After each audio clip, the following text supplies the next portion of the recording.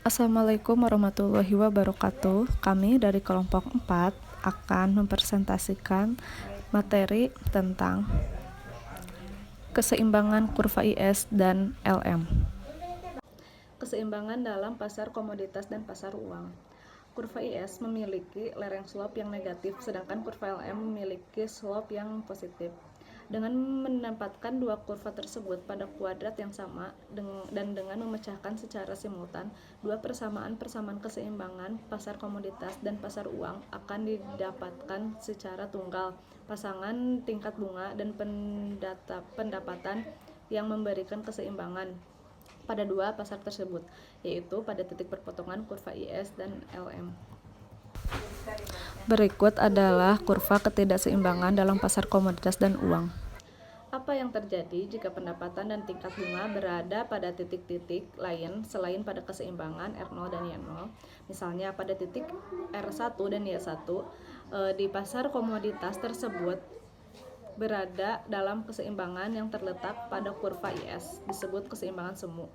Akan tetapi titik-titik tersebut tidak berada pada kurva LM, berarti tidak terjadi keseimbangan pada pasar uang. Dalam pasar uang, R1 lebih rendah dari tingkat bunga R0, sehingga terjadi kelebihan permintaan uang atau excess demand of money pada tingkat bunga R. Artinya mencoba membeli uang atau menjual surat berharga dan mendapatkannya begitu sulit. Lalu di sini ada mekanisme dalam pasar uang. Yang pertama itu adanya kelebihan permintaan dalam pasar uang. Berikut adalah gambar mekanisme dalam pasar uang atau dalam pasar modal.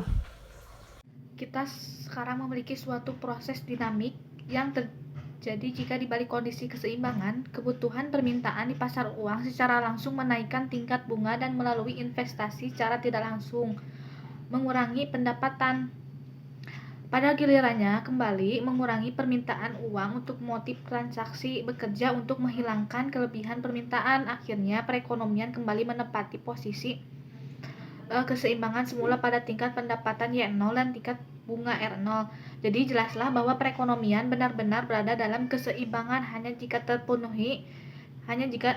terpenuhinya keseimbangan umum, yaitu terjadi keseimbangan pada semua pasar-pasar komoditas dan pasar uang secara simultan. Keadaan yang memenuhi syarat ini ialah keadaan perekonomian yang tingkat pendapatan dan tingkat bunganya tepat berada pada ketinggian yang ditunjukkan pada titik potong kurva IS dan kurva LM. Selanjutnya, kebijakan fiskal dan moneter dalam analisis ISLM. Dalam penetapan kebijakan ekonomi tentu saja bertujuan untuk mencapai sesuatu yang diinginkan dan melalui perubahan tertentu biasanya disebut sebagai perubahan target. Sebagai perubahan target dalam analisis ISLM adalah tingkat pendapatan nasional. Dengan meningkatnya pendapatan nasional, maka kesempatan kerja menjadi lebih terbuka. Karenanya, di samping pendapatan nasional, tingkat kesempatan kerja juga sebagai perubahan target. Untuk mencapai tujuan yang dikehendaki diperlukan alat atau instrumen kebijakan, yaitu melalui perubahan yang disebut sebagai perubahan instrumen. Perubahan instrumen dalam kebijakan moneter yaitu dalam jumlah uang beredar atau money supply, sedangkan dalam kebijakan fiskal yaitu instrumennya pengeluaran pemerintah, pajak dan transfer pemerintah. Selanjutnya, efektivitas kebijakan fiskal dan moneter. Satu, kebijakan fiskalnya. Pada keseimbangan pendapatan nasional awal Y0, kurva LM relatif datar dengan slope mendekati 0 derajat.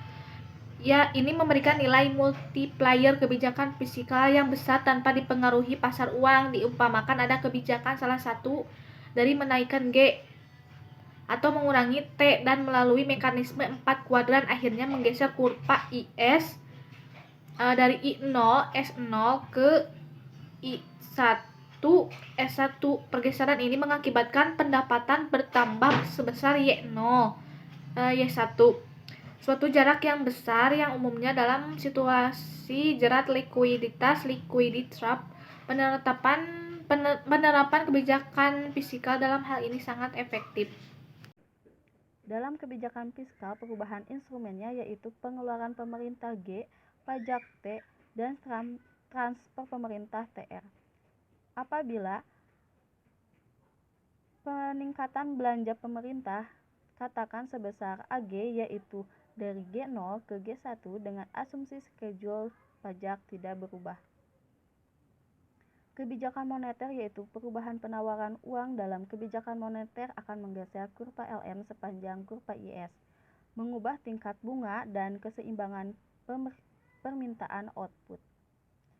Kebijakan moneter, sebagaimana kasus kebijakan fiskal, efektivitas kebijaksanaan moneter akan berbeda-beda pada posisi siklus perekonomian. Jadi menunjukkan slope kurva IS pada keadaan konstan dan bila jumlah uang beredar meningkat dalam jumlah tertentu akan menggeser kurva LM dari L0 M0 ke L1 M1 dengan titik keseimbangan ISLM yang berbeda-beda tergantung pada posisi kebijakan itu tersendiri.